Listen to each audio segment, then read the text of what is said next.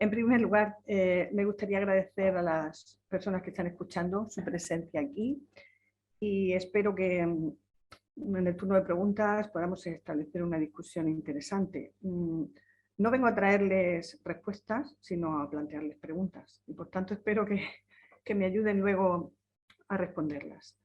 Les comentaré también pues, en qué estamos trabajando en mi grupo de investigación, un poco los logros que hemos alcanzado, pero sobre todo lo que me interesa es un poco el feedback de los asistentes.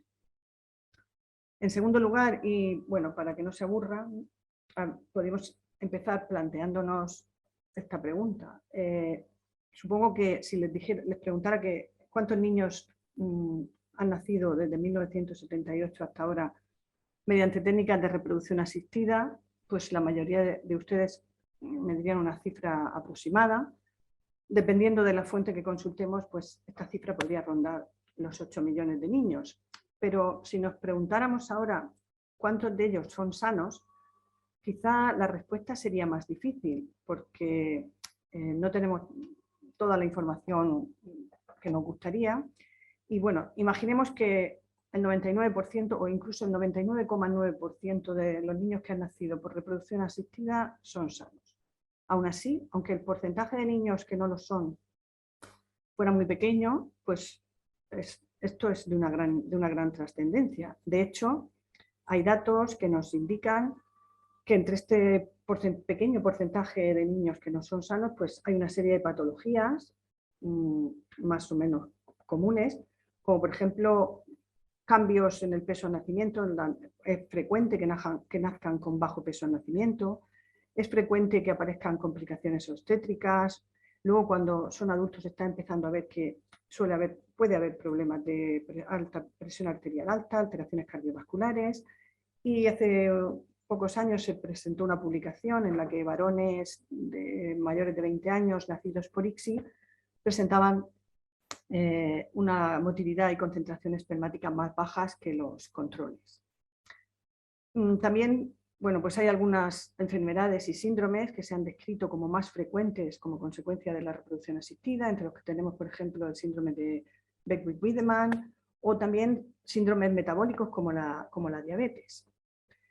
Y bueno, si ahora les hiciera una tercera pregunta, si les preguntara cuáles son o cuál es el mecanismo común a estos síndromes o problemas que parece que surgen o que se suelen ver con más frecuencia en estos niños, pues la respuesta podríamos encontrarla, por ejemplo, en este artículo o en otros muchos. Parece ser que hay cierto número de desórdenes comunes en algunos genes de imprinting y que más específicamente lo que observamos es que genes como el H19 o el IGF2R o KVDMR1 presentan patrones de metilación alterados. Normalmente lo que hacen es que pierden su condición de genes de imprinting porque se pierde esa marca epigenética y por tanto en vez de expresarse monoalélicamente, como sería lo normal para el desarrollo, pues se expresan bialélicamente o no se expresan. Bien, seguramente después de estos primeros minutos pueden estar preguntándose por qué estoy aquí hablando de problemas de la especie humana en este simposio, que parece que no tiene mucho que ver. Sin embargo, les voy a convencer de lo contrario. Si empezamos a hablar de la especie bovina, sabemos, según datos de la IETS, que en los 20 últimos años se han realizado más de 16 millones de transferencias de embriones en todo el mundo. Sin embargo, si nos buscáramos en la literatura cuál es la incidencia de alguno de los síndromes que hemos comentado en la especie humana, o el equivalente, por ejemplo, al Beckwith-Wiedemann, que es el síndrome del ternero gigante, encontraríamos muy poca información. Nosotros hemos estado consultando a expertos en el tema, veterinarios que trabajan en centros de reproducción, a la doctora Rocío Melisa Rivera de la Universidad de Missouri, y hemos concluido que aproximadamente el 10% de los animales derivados de técnicas de reproducción asistida en la especie bovina presentan este síndrome del ternero gigante. Y como observamos en este trabajo de Siqueira y colaboradores, el problema no es solo que tengan partos difíciles, sino que una reprogramación anormal de las células embrionarias nos lleva a alteraciones de expresión génica en la placenta o en los órganos fetales, a pérdidas, a una mayor incidencia de abortos y mortalidad neonatal, también a problemas en las vacas adultas, como los que hemos comentado en relación a la homeostasis y el metabolismo en la especie humana, y finalmente todo esto conlleva una menor productividad. Si nos preguntamos por el mecanismo causante de este síndrome en la especie bovina, sabemos, gracias al trabajo de la doctora Rocío Rivera, que igual que en la especie humana, está causado por una pérdida global de imprinting o de marcas epigenéticas, lo cual, como hemos comentado, conlleva a una expresión monoalérica de algunos genes. Y no solo eso, sino que si comparamos los LOCI afectados, encontramos un gran número de semejanzas entre ambas especies. Y además, las similitudes en los fenotipos, como vemos aquí, son asombrosas. Por ejemplo, en ambos casos es frecuente que los individuos afectados presenten un mayor tamaño corporal. Presenten también la lengua aumentada de tamaño, defectos en el cierre de la pared abdominal, visceromegalia, hipoglucemia, polihidramios. Y además, en humanos se ha visto que aumenta la posibilidad de algunos tipos de cáncer en niños a los 8 años. Esto obviamente no se ha podido estudiar en la especie bovina porque carecemos de animales o de poblaciones para este estudio, pero sí que se han observado problemas de dificultades respiratorias o de succión o muerte prenatal repentina. Bien, una vez que hemos visto o hemos evidenciado el problema, vayamos a buscar posibles soluciones. Desde nuestro punto de vista, una parte al menos de la solución estaría en intentar que los protocolos que usamos en las técnicas de reproducción asistida imitaran al máximo la naturaleza, de modo que las condiciones de los gametos y los embriones durante ese tiempo que permanecen en nuestros laboratorios fueran lo menos estresantes posible. ¿Y por qué pensamos nosotros que la solución está en mejorar esas condiciones de los primeros días de vida? Bien, pues en primer lugar, porque como hemos visto, la mayoría de los problemas que se han observado hasta ahora ocurren durante el desarrollo temprano y el nacimiento. Aunque también es cierto que ignoramos si los terneros nacidos por reproducción asistida tendrán problemas en su edad adulta y sobre todo cuando envejezcan, porque como he comentado, no tenemos poblaciones de estudio con estas características. Pero lo que sí sabemos es que durante esos días de cultivo in vitro, durante esa primera semana del ciclo de vida, el genoma sufre una importante reprogramación y los altos niveles de metilación del ADN que tienen los gametos bajan hasta el mínimo en la etapa del blastocisto. Por tanto, cualquier suceso que afecte a la correcta reprogramación del embrión en esta primera semana tendrá, de acuerdo con la hipótesis del origen de la enfermedad y la salud en el desarrollo fetal o en el desarrollo embrionario, tendrá, como digo, consecuencias en la expresión futura de los genes. De este modo, se explicarían las alteraciones que se observan no solo durante el desarrollo fetal, sino también, durante el desarrollo embrionario y fetal en la especie bovina, sino también, como hemos comentado en la especie humana, alteraciones relacionadas con cáncer, metabolismo, envejecimiento, etc. No sé si llegados a este punto les he convencido, pero volviendo a la idea planteada al principio de esta sección, nosotros pensamos que si somos capaces de ofrecer al embrión las condiciones ideales de temperatura, de CO2, de nutrientes, de oxígeno, etcétera, que encuentran en el cuerpo de su madre, nos estaremos acercando hacia el ambiente perfecto y, por tanto, podríamos esperar una reducción en el número de problemas derivados de las técnicas de reproducción. Bien, ¿por qué pensamos que esto es así? ¿Por qué creemos que esto es cierto? La primera evidencia que tuvimos en el transcurso de nuestra investigación sobre la gran diferencia que existe entre el ambiente in vivo e in vitro fue aquella que publicamos hace ya más de 10 años, en la que observamos que la zona pelúcida de los ovocitos recogidos de oviducto resistía durante horas o incluso días el ataque de enzimas proteasas, mientras que los ovocitos madurados in vitro apenas resistían unos pocos minutos. Este hecho tan simple de la resistencia de la zona a la digestión por proteasas tenía consecuencias directas en el éxito de la fecundación y en la reducción de los fenómenos de polispermia en la especie porcina. Además, observamos que dependiendo del momento del ciclo en que recogiéramos esos fluidos, su efecto variaba. Es decir, que el fluido de la fase folicular tiene un efecto concreto en la fecundación, mientras que el de la fase luteínica perdía, por ejemplo, ese efecto de endurecimiento de la zona pelúcida. Bien, pues en los siguientes años decidimos usar fluidos reproductivos en diferentes fases de las técnicas de reproducción in vitro y en diferentes especies. Y, por ejemplo, los utilizamos para ver si afectaban al grado de metilación del ADN y a la expresión génica en embriones producidos con estos fluidos en la especie porcina. Los usamos también para ver si afectaban a la expresión de genes en la placenta en cerdos nacidos después de usar estos fluidos en la producción de los embriones. También los utilizamos en la especie bovina para estudiar su efecto sobre el desarrollo y la calidad de los embriones. En esta misma especie, el fluido folicular para estudiar su efecto en la maduración in vitro. También hicimos transferencias de estos embriones bovinos y comparamos la salud de la descendencia con las de los obtenidos por inseminación artificial. Estudiamos también cómo este medio de cultivo con fluidos afectaba la reprogramación epigenética de estos embriones bovinos. Y finalmente, realizamos un pequeño ensayo clínico preliminar en humanos en el que las propias madres receptoras del embrión donaron su fluido uterino para añadirlo al medio de cultivo.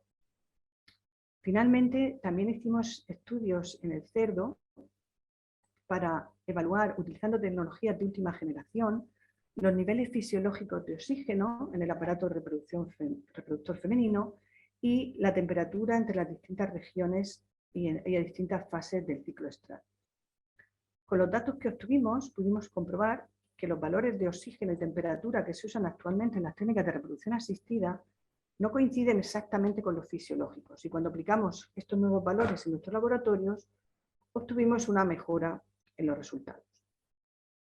No solo eso, sino que, incluyendo fluidos reproductivos en nuestros medios de cultivo, pudimos observar que mejoraba la cinética del desarrollo en la especie porcina, que teníamos un mayor número de blastómeros, que teníamos menos genes anormalmente expresados, que evitábamos errores en la metilación del ADN en al menos 3 genes de imprinting, que se evitaba la expresión anormal de algunos genes en la placenta, que el peso al nacimiento de esos lechones y los índices de crecimiento eran más cercanos a la descendencia derivada de inseminación artificial que si no usábamos los fluidos. Además, creamos un biobanco de fluidos reproductivos en esta especie y hemos establecido un santuario de animales que ya tienen ahora 4 años, nacidos por reproducción asistida y usando estos fluidos, además de animales control, en los que pretendemos estudiar el efecto a largo plazo de estas técnicas en el cerdo. En cuanto a la especie bovina, tenemos algunos datos parecidos, hicimos estudios similares y observamos que los embriones producidos con fluidos también presentaban una mejor cinética del desarrollo, tenían mayor número de blastómeras, además tenían mayor criotolerancia, mayor supervivencia post-vitrificación. Los patrones de expresión génica eran más próximos a los derivados de inseminación artificial, los índices de crecimiento eran similares a los terneros derivados de inseminación artificial. También creamos un biobanco de fluidos y tenemos unos poquitos animales, solo 18 en un santuario, que tienen ya también 4 años, y en los que sabemos que es una N muy baja, pero bueno, estamos estudiando simplemente dejándolos que vivan ahí hasta que se mueran por causa natural y ver si observamos algún tipo de consecuencia derivada de estas técnicas de reproducción asistida. En la especie humana también hemos hecho, como hemos comentado, un estudio similar muy pequeño también, un ensayo preclínico, y hemos conseguido el nacimiento de los 2 primeros niños a partir de embriones desarrollados en medios de cultivo que contenían fluido uterino de la propia madre, y hemos establecido las condiciones regulatorias y de bioseguridad necesarias para crear un biobanco de fluidos humanos que pueda ser utilizado para investigación en el futuro. Para finalizar este apartado, me gustaría mostrarles estos datos obtenidos también en la especie bovina y porcina, en los que observamos los cambios en la distribución, en la longitud de los telómeros a lo largo del primer año de vida. En azul vemos el grupo de animales nacidos por reproducción asistida con medios convencionales, en color marrón los animales nacidos con fluidos reproductivos y en gris los animales nacidos mediante inseminación artificial. Como pueden ver, a lo largo del primer año, lógicamente, la longitud de los telómeros va disminuyendo, pero en los animales que han sido que proceden de embriones con fluidos reproductivos, este acortamiento es más próximo a los de inseminación artificial que en los animales que no llevan fluidos reproductivos en el medio de cultivo embrionario. En el cerdo ocurre algo parecido. Vemos también que los animales derivados de embriones con fluidos tardan más en producirse este acortamiento de telómeros. Las consecuencias que esto pueda tener en el envejecimiento o en la salud de estos animales a largo plazo, de momento las desconocemos, pero estamos investigando en ello. Bien, pues hasta aquí hemos visto el problema que existe, la posible solución que nosotros hemos planteado, las evidencias que tenemos hasta el momento, pero nos faltaría conocer cuál es la tendencia del mercado o lo que dicen los científicos que investigan en este campo. Como pueden imaginar, la tendencia es muy distinta a lo que nosotros proponemos, porque desde hace muchos años, tanto los grupos de investigación como las compañías que fabrican medios de cultivo dirigen sus esfuerzos hacia la obtención de medios químicamente definidos, que son medios libres de proteínas y de aditivos como el suero bovino fetal. La tendencia en realidad más usada en la actualidad es usar solamente como aditivo la albúmina sérica, bien en forma recombinante en la especie humana o bien obtenida del suero en la especie bovina. Al hacer esto, en realidad estamos privando al embrión de un enorme número de proteínas que se encuentran de forma natural en los fluidos oviductales o uterinos. Más de 1.600, según este estudio, realizados con fluidos humanos, aparte de las proteínas mayoritarias de la sangre. Es decir, si pensamos un poco y observamos estos dos gráficos, tanto en la especie bovina como en la especie humana, podemos ver que la tendencia en el número de animales o personas que van a nacer por reproducción asistida en los próximos años es siempre al alza. Y esto significa que vamos a tener millones de embriones que han crecido durante su primera semana de desarrollo en un ambiente carente de proteínas o solamente con unas pocas de ellas.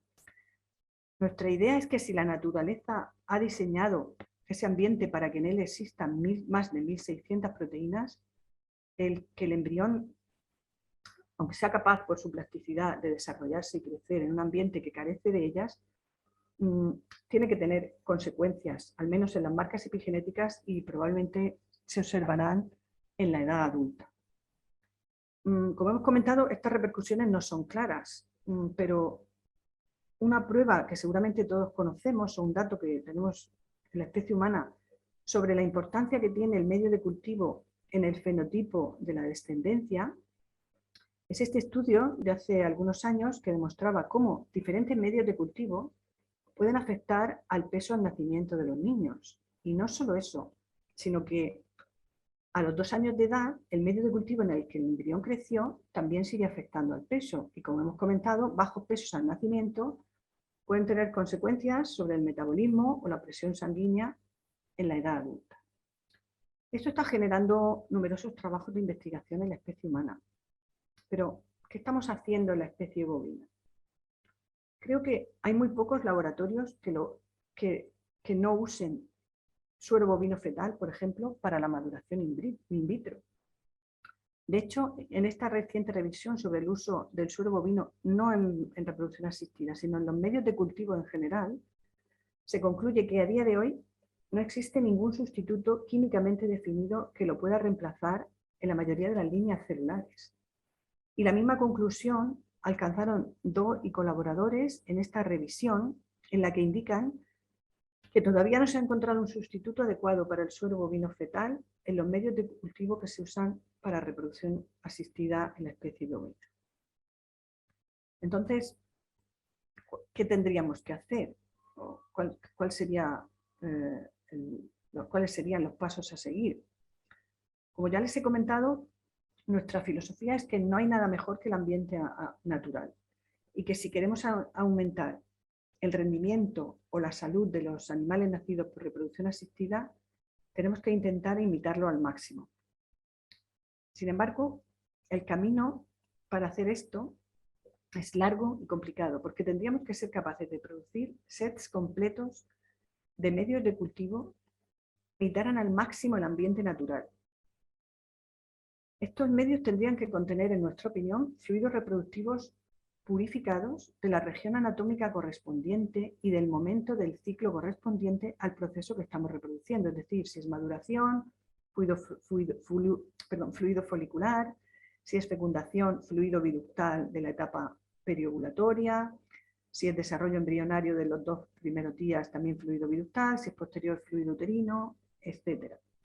Y idealmente estos medios deberían estar listos para su uso, con una mínima manipulación, para evitar inconsistencias en los resultados y deberían estar libres de suero. Además, para obtener la confianza de los usuarios, estos medios deberían haber sido testados en un ensayo de desarrollo embrionario bovino, alcanzando altos índices de blastocistos con un gran número de células. Deberían también estar libres de endotoxinas y de cualquier microorganismo contaminante.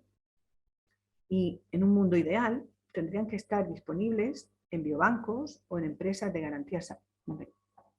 garantía sanitaria para su uso, tanto para la investigación como para lo que es la producción de embriones a nivel comercial. Además, para todos los procesos de obtención de estos fluidos es necesario que contemos con personal especializado, que sepa y conozca la fisiología reproductiva de la especie de la que se trate. Por ejemplo, sobre el ciclo bovino, para saber en qué fase tiene que recoger los fluidos reproductivos, que fueran capaces de obtenerlos, procesarlos, almacenarlos. Somos conscientes de que estamos muy lejos de alcanzar esta meta. Y no solo eso, sino que nos preguntamos, ¿tiene sentido invertir tiempo y dinero para alcanzarla? ¿Qué opinan ustedes sobre esto? ¿Merecen la pena los riesgos frente a la necesidad que parece que existe? Bien, pues para terminar, me gustaría, como he comentado al principio, que reflexionáramos todos sobre estos riesgos y necesidades e intentáramos resumirlos para llevarnos a casa alguna conclusión clara. La primera necesidad que obviamente tendríamos sería demostrar los beneficios a largo plazo de estos medios de cultivo enriquecidos. Sin embargo, para ello necesitaríamos conseguir recursos económicos y granjas colaboradoras y aún así, el largo tiempo que necesitaríamos para ver los resultados finales, es decir, el nacimiento de animales sanos o más sanos, o si fuera posible de más animales, pues es un problema a tener en cuenta. En cuanto al riesgo asociado a esta necesidad concreta, podríamos decir que al final de todos los años de esfuerzo y del dinero invertido puede ser que no observáramos beneficios o que estos beneficios no fueran evidentes porque simplemente los animales producidos con estos medios fueran iguales que los obtenidos con medios convencionales. Una segunda necesidad que parece evidente es que para demostrar el beneficio de estos medios enriquecidos deberían estar disponibles comercialmente para que muchos laboratorios pudieran usarlo. Sin embargo, tanto los científicos como compañías continúan invirtiendo y poniendo todos sus esfuerzos en el desarrollo de medios químicamente definidos. Pero pongámonos en el caso de que estos medios existieran y los pudiéramos comprar. Aún así, corremos el riesgo de que cualquier mínimo problema sanitario que aparezca, si no somos cuidadosos en la obtención y manipulado de estos medios enriquecidos, representaría una vuelta al pasado y nadie querría utilizarlos. Una tercera necesidad que podríamos comentar es que hacen falta compañías que comercialicen estos medios, pero obviamente si no existen clientes para estas compañías, pues el riesgo que tenemos es que no obtengan beneficios y por tanto renuncien a seguir comercializándolo. Finalmente, una cuarta necesidad que les propongo es la de producir grandes lotes de medios totalmente testados a nivel sanitario y a nivel de resultados, es decir, que den resultados consistentes ensayo tras ensayo. Para cubrir esta necesidad es necesario que la fuente de fluidos reproductivos estuviera accesible en cualquier laboratorio que los quisiera fabricar o utilizar. Esto no siempre es así, porque no hay mataderos cerca de todos los laboratorios. Como alternativa, muy interesante para el futuro, podríamos obtener estos fluidos reproductivos a través de organoides. Es una línea muy interesante de investigación que nosotros estamos iniciando. Por último, el riesgo que llevaría asociado el conseguir estos lotes de fluido es que el producto final podría ser demasiado caro. Y entonces volveríamos al problema de que sería muy difícil de comercializar. En fin, termino con una pregunta muy sencilla y muy similar a aquella con la que empecé. ¿Cuántos problemas de salud piensan ustedes que podríamos evitar si utilizáramos medios de cultivo enriquecidos con todos los componentes que fisiológicamente encontramos en el aparato reproductor de la hembra? Espero que les haya resultado interesante mi charla y estoy abierta a cualquier pregunta que me quieran hacer. Muchas gracias. Le agradecemos mucho, doctora, muy interesante su plática, muchas gracias por compartirla. Y abusando que tengo el micrófono, yo le quisiera hacer un comentario, a ver qué opina. Es cierto que en el laboratorio pues se trata de imitar en lo posible la fisiología, vamos a decir, de los diferentes órganos, compartimentos del aparato reproductor de las hembras con miras a obtener la mejor calidad de los embriones. Pero seguramente usted está en este entendido de que hay colegas que opinan que incorporar sueros, que pues los mencionan como cajas negras, en donde no se conoce con exactitud entre un lote y otro lo que puedan contener los sueros obtenidos, por ejemplo, el suero fetal bovino, etcétera, es por lo que se opta por utilizar, por ejemplo, albúminas, por un lado. Por otro lado, también se menciona que la dificultad que le representa al embrión el metabolismo para poder desdoblar lo que son moléculas grandes, por ejemplo en el caso de la albúmina, ¿no? Y que esto le puede generar un estrés metabólico y que es por eso que se prefiere, por ejemplo, adicionar a los medios los aminoácidos esenciales o no esenciales según la especie en cuestión. El uso de estos fluidos, que son evidentemente producidos de manera natural en los órganos que se trabajan, ¿no? Como son oviducto y útero, no podría en un momento determinado contrariar esta posición de que al utilizarlos resulte que es mejor en cuestión de la epigenética del embrión y no en contra, porque están defendiendo que los medios definidos, pues lo que tienen es eso, ¿no? El no incorporar macromoléculas que puedan ser deleterias para el desarrollo, que les generen el estrés metabólico, etcétera, etcétera. ¿Qué opina usted, doctora? Bien, mi postura creo que la he dejado muy clara.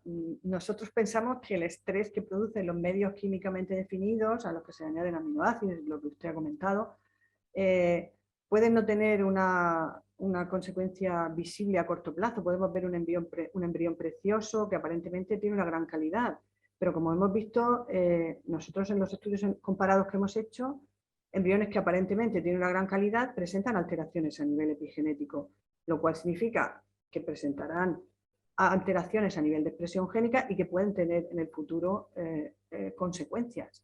Entonces, esto ya se está viendo. Nosotros creemos que es muy importante trabajar en ello porque, como digo, dentro de unos años habrá millones de embriones producidos así.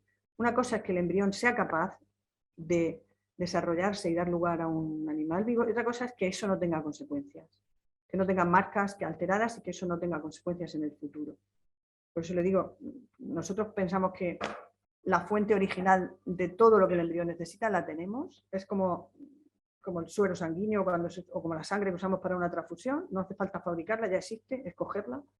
Y evidentemente hay muchos problemas, como he comentado, de bioseguridad, etcétera, etcétera, pero creemos que la línea que habría que seguir de trabajo es intentar llegar a conseguir fluidos purificados, libres de endotoxinas y contaminación, en lotes homogéneos, etcétera, etcétera.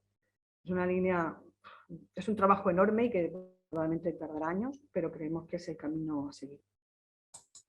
Muchas gracias, doctora. Ahora sí voy a leer algunas de las preguntas que están aquí en el chat.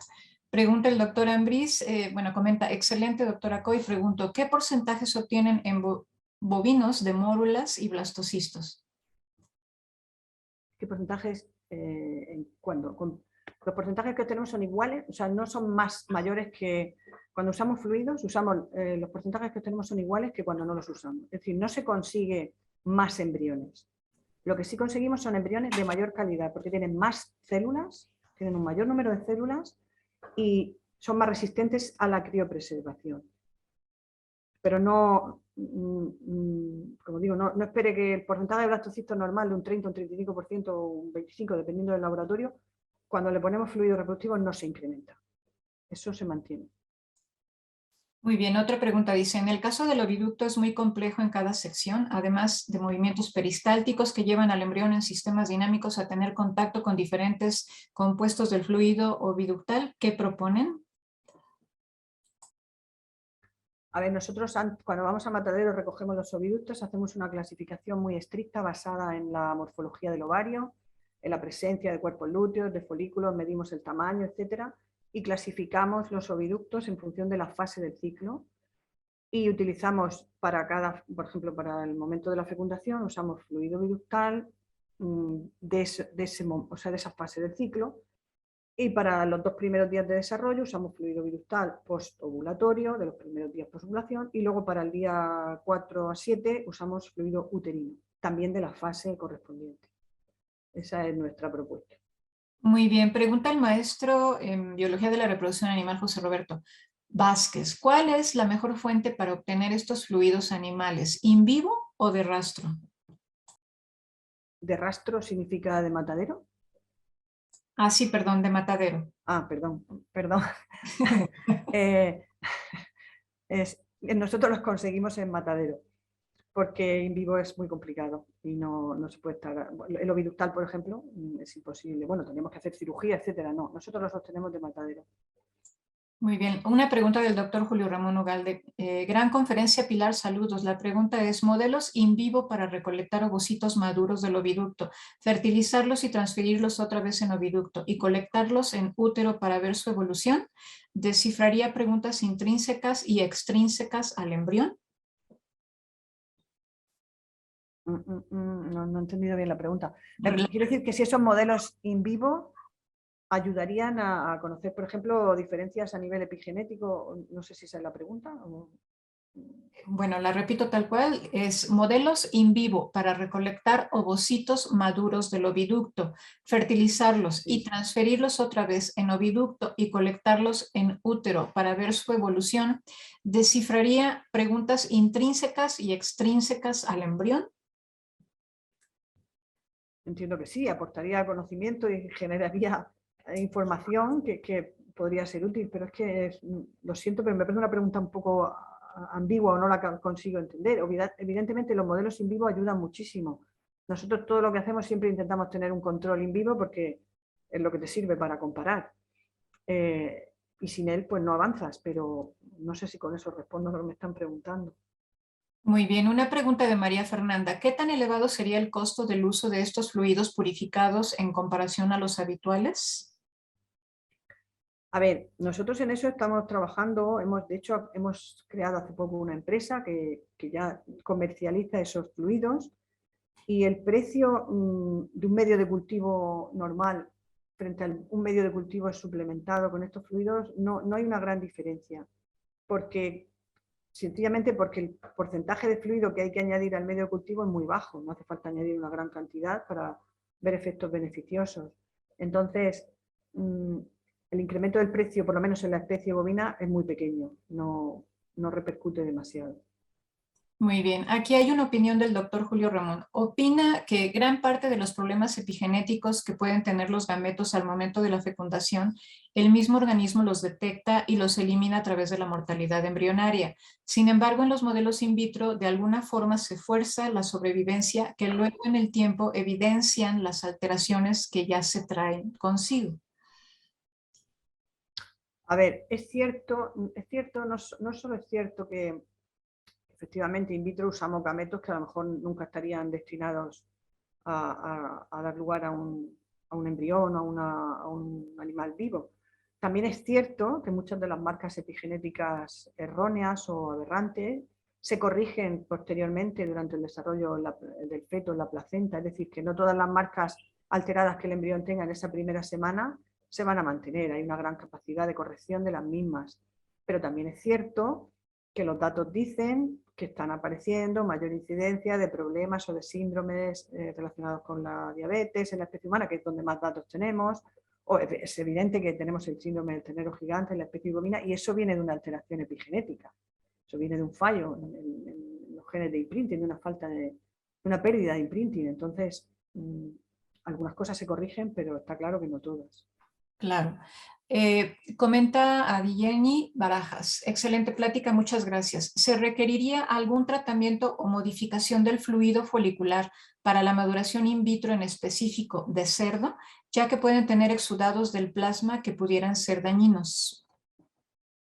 Exudados del plasma, el fluido folicular porcino. Nosotros llevamos 30 años usando fluido folicular porcino para la maduración in vitro, no usamos otro aditivo.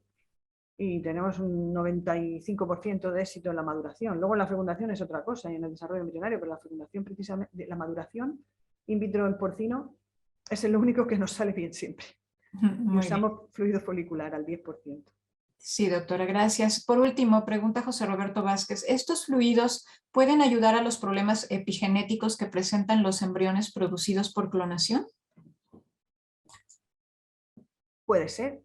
Los embriones por clonación son todavía más problemáticos que los de reproducción asistida y hay evidencia de muchísimas alteraciones. Yo no he trabajado en eso, pero yo vuelvo a lo mismo. Todo lo que sea acercarnos a lo natural y proporcionar al embrión todo lo que tienen condiciones naturales, siempre tiene que ser para mejor, porque evolutivamente parece muy difícil imaginar que la naturaleza ha diseñado todo eso para nada.